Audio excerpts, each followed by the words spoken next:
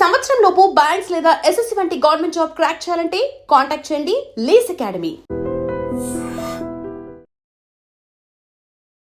So first అసలు ఒక graduate ఒక గవర్నమెంట్ జాబ్ కొట్టాలి అంటే తనకున్న గవర్నమెంట్ జాబ్ ఆప్షన్స్ ఏంటి ఒక క్లారిటీ ఐడియా ఉండాలి. So A level of examination లెవెల్లో తను ఉన్నాడు,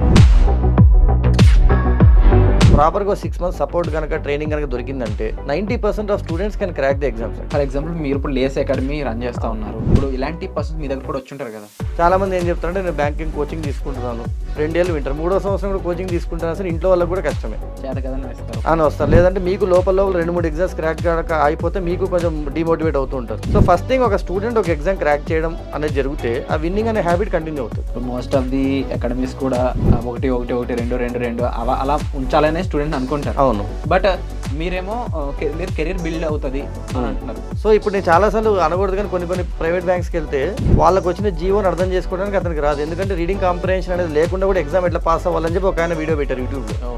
ఎగ్జామ్ని క్రాక్ చేసేవని క్రియేట్ చేయొద్దండి, కెరియర్ హోల్డ్ చేసేవని క్రాక్ చేయండి. హాయ్ హలో నమస్తే, వెల్కమ్ బ్యాక్ టు వైడ్రీమ్ మీడియా. చాలామందికి ఇప్పుడు ఐటీలో ఉంటే జాబ్స్ పోతాయనే భయం, ఇంకో పక్క గ్రాడ్యుయేషన్ చేస్తున్నాము మరి మనం గవర్నమెంట్ జాబ్స్ కొట్టగలమా లేదా, కొంతమంది రిజర్వేషన్ వల్ల కొట్టలేమనే భయం, ఇంకొంతమందికి ఈ గవర్నమెంట్ జాబ్స్ ఏదైనా సరే లెక్కలు మ్యాథ్స్ అవి నా వల్ల అవుతుందా అని చెప్పి భయం. ఓవరాల్ వీటన్నిటికీ ఒక క్లారిటీ, ఒక సొల్యూషన్ తీసుకొచ్చారు founder and chairman of Lay's academy Narasimha గారు. సార్తో మాట్లాడదాం. నమస్కారం సార్. నమస్తే అండి సార్, సింపుల్గా ఒకటే క్వశ్చన్, గ్రాడ్యుయేట్ అయిన వాళ్ళు ఇప్పుడు మార్కెట్లో నిలబడలేక గవర్నమెంట్ జాబ్స్ అనేది ఒక బ్యాకప్ చూసుకుంటున్నారు, బట్ అది కొట్టగలిగే కాన్ఫిడెన్స్ వాళ్ళకు ఉందా లేదా వాళ్ళకే తెలియడం లేదు. ముఖ్యంగా బ్యాంక్ జాబ్స్ అయ్యి ఉండొచ్చు, లేదంటే వేరే గవర్నమెంట్ జాబ్స్ అయ్యి ఉండొచ్చు. వీటిని క్రాక్ చేయాలంటే అసలు వాళ్ళకి ఏమి ఉండాలి, ఏ గ్రాడ్యుయేట్కి అయినా సరే? సో బేసిక్గా 2 or 3 qualities are very important. So first అసలు ఒక గ్రాడ్యుయేట్ ఒక గవర్నమెంట్ జాబ్ కొట్టాలి అంటే బేసిక్గా what are the options present for him, తనకున్న గవర్నమెంట్ జాబ్ ఆప్షన్స్ ఏంటి ఒక క్లారిటీ ఐడియా ఉండాలి. 2, దాంట్లో ఏ లెవెల్ ఆఫ్ ఎగ్జామ్స్ తను క్రాక్ చేయగలరు, ఎందుకంటే అన్ని ఎగ్జామ్స్కి 80% వరకు సిలబస్ సిమిలర్గానే ఉన్న లెవెల్ ఆఫ్ ఎగ్జామినేషన్ డిఫరెంట్గా ఉంటుంది. ఎంట్రీ లెవెల్ కావచ్చు, నెక్స్ట్ లెవెల్ కావచ్చు. So A level of examination లెవెల్లో తను ఉన్నాడు. కొందరు బ్రాంచెస్ వల్ల, ఫర్ ఎగ్జాంపుల్ బీటెక్లో కొన్ని బ్రాంచెస్ వల్ల, బీఎస్సీలో కొన్ని బ్రాంచెస్ వల్ల కొందరికి మ్యాథమెటిక్స్ అనే నాలెడ్జ్ ఎక్కువ ఉంటుంది. అలా మ్యాథమెటిక్స్ తెలిసిన వాళ్ళు ఎలాంటి జాబ్స్ క్రాక్ చేయడం ఈజీ. ఈ న్యూయాన్సెస్ అన్నిటి మీద కనుక తన గైడెన్స్ వచ్చి ప్రాపర్గా 6 months సపోర్ట్ కనుక ట్రైనింగ్ కనుక దొరికిందంటే 90% of students can crack the exams అండి.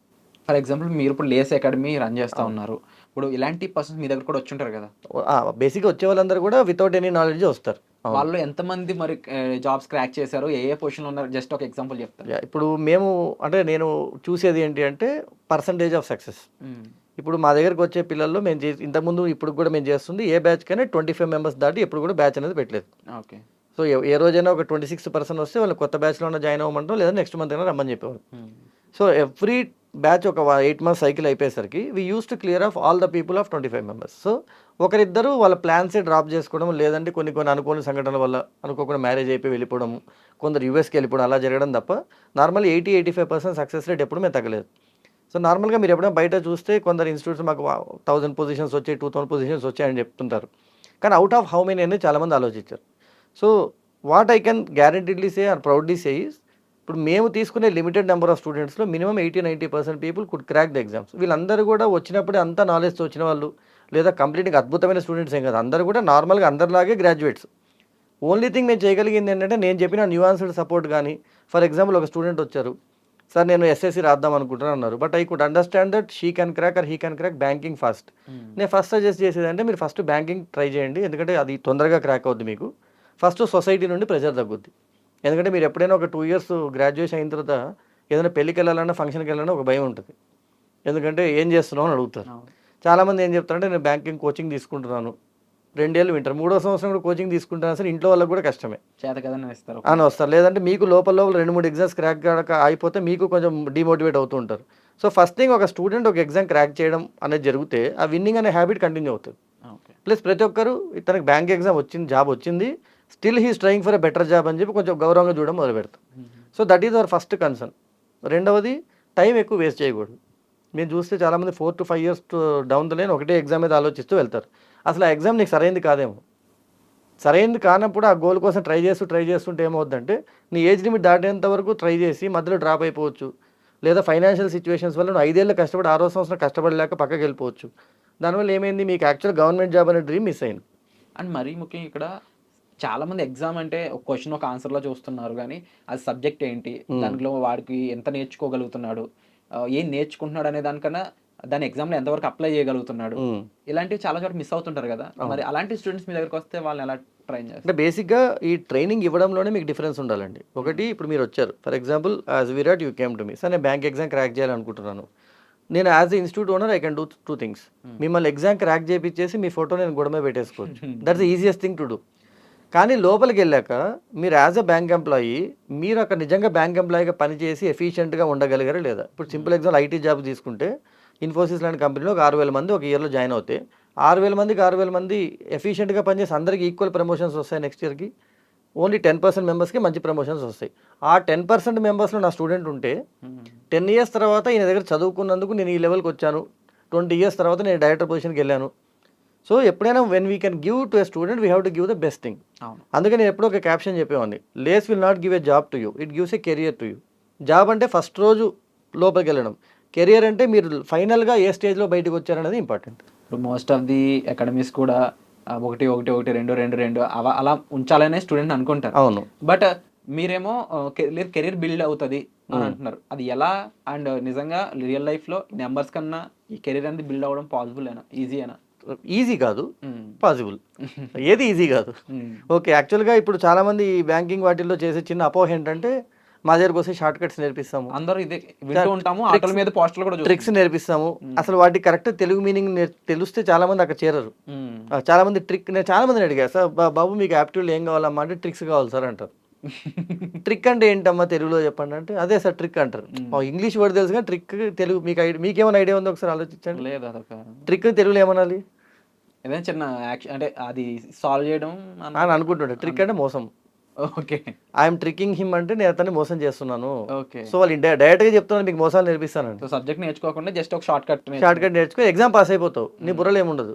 ఎగ్జామ్ అయ్యే 10 రోజుల తర్వాత ఎగ్జామ్ పెడితే మళ్ళీ పాస్ కావు నువ్వు. రియల్ లైఫ్ అప్లికేబుల్ చేసినప్పుడు ఇబ్బంది అవుతుంది. సో ఇప్పుడు నేను చాలాసార్లు అనకూడదు కానీ కొన్ని ప్రైవేట్ బ్యాంక్స్కి వెళ్తే వాళ్ళకి వచ్చిన జీవోని అర్థం చేసుకోవడానికి అతనికి రాదు. ఎందుకంటే రీడింగ్ కాంప్రహెన్షన్ అనేది లేకుండా కూడా ఎగ్జామ్ ఎట్లా పాస్ అవ్వాలని చెప్పి ఒక ఆయన వీడియో పెట్టారు యూట్యూబ్లో. ఓకే, ఇంగ్లీష్ నేర్చుకోకుండా బ్యాంక్ ఎగ్జామ్ క్రాక్ చేయొచ్చు అని తెలుసా అని గర్వంగా వీడియోలు పెట్టిన వాళ్ళు కూడా ఉన్నారు. మనకు అది కాదు కావాల్సింది, పనిచేసే ఎంప్లాయీస్ పబ్లిక్ సెక్టర్కి వెళ్ళాలి. పబ్లిక్ సెక్టర్ అంటే ఏంటండి, you are supporting entire public. That banking అన్నప్పుడు మనీతో కూడుకున్నది, సెన్సిటివ్. కరెక్ట్, సెన్సిబుల్ ఉండాలి, సెన్సిటివ్ ఉండాలి, and you should be having some knowledge. Okay, ఊరికే ఏదో రకంగా క్రాక్ చేసేసి నాకు ఈ షార్ట్ కట్లతో ఆన్సర్లు వచ్చేసి ఆన్సర్ రావడం ఇంపార్టెంట్ కాదు. అందుకే నేను చాలామంది ఇంజనీరింగ్ కాలేజీలో కూడా చెప్పేవాడిని, do not create exam crackers. ఎగ్జామ్ని క్రాక్ చేసేవని క్రియేట్ చేయొద్దండి, కెరియర్ హోల్డ్ చేసేవని క్రాక్ చేయండి. అప్పుడు ఏంటంటే మీరు బ్యాంకుకి వెళ్తే కొంచెం నిజంగా బాగా వర్త్ ఉన్న ఎంప్లాయీస్ దొరికారనుకోండి, బ్యాంకింగ్ సెక్టర్ కూడా నిజంగా ఇప్పుడు చూస్తుండొచ్చు అనకూడదు కానీ బ్యాంకింగ్ సెక్టర్ జరిగిన స్కామ్స్ వేరే చోట జరగట్లేదు. ఎందుకంటే there also they taking the same shortcuts. ఎక్కడ 50 ఏళ్ళు పనిచేసి సంపాదించే డబ్బులు 10 ఏళ్ళు వస్తే చాలు కదా అని చెప్పి కూడా కొన్ని మీరు రోజుకు బయటపడుతూనే ఉంటాయి. నెల్లూరులో ఇట్లా ఈ బ్యాంక్ మేనేజర్ ఇలా చేశాడని, ఇక్కడ ఇది చేశారని చెప్పి పిఎన్బిలో బయటకు వచ్చింది.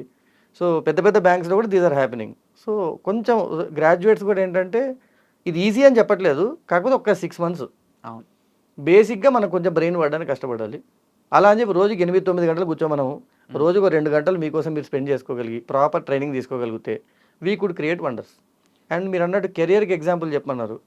సో మా దగ్గర ఫస్ట్ బ్యాంకింగ్లో ఫస్ట్ లెవెల్ జాబ్ని క్లరికల్ లెవెల్ అంటాం. Okay, PO level is next level అనమాట.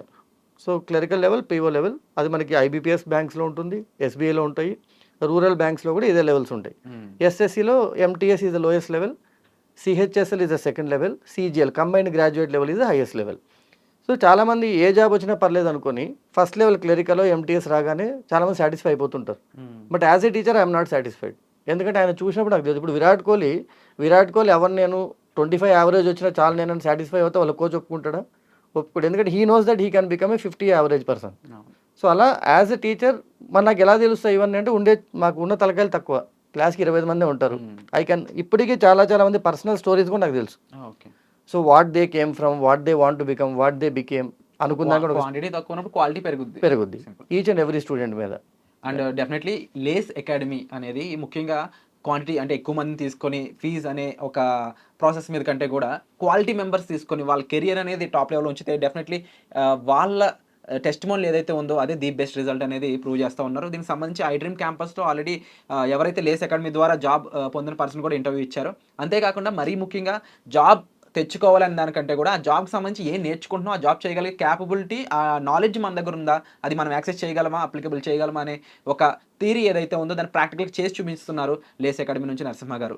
మరి మీ పేరెంట్స్ అయితే ముఖ్యంగా ఏ బెస్ట్ అకాడమీ అని అడిగినప్పుడు ఏ అకాడమీ అయితే మీకు జాబ్ ఇస్తుంది అనే దానికంటే కూడా జాబ్కి సంబంధించిన టెక్నికల్ నాలెడ్జ్, క్యాపబిలిటీ, నాలెడ్జ్ ఇవన్నీ మీకు ప్రొవైడ్ చేస్తుందో అదే బెస్ట్ అకాడమీ అని చెప్పొచ్చు. మరి దీనికి సంబంధించి పూర్తి వివరాల కోసం మీరు డైరెక్ట్గా అకాడమీకి కూడా వెళ్ళొచ్చు, డైరెక్ట్గా నరసింహ గారిని సంప్రదించవచ్చు. డిస్ప్లే అవుతున్న నెంబర్స్ కాల్ చేసి మీరు వాళ్ళతో టీంతో మాట్లాడవచ్చు అనమాట. సో వచ్చే ఎపిసోడ్లో మళ్ళీ కలుద్దాం. మీకు ఏ డౌట్స్ ఉన్నా సరే తప్పకుండా కామెంట్ సెక్షన్లో మెన్షన్ చేయండి, వాటికి కూడా వాళ్ళ టీం ఆన్సర్ అయితే చేస్తారు. సో వచ్చే ఎపిసోడ్లో మళ్ళీ కలుద్దాం. Thank you so much sir. Thank you అండి.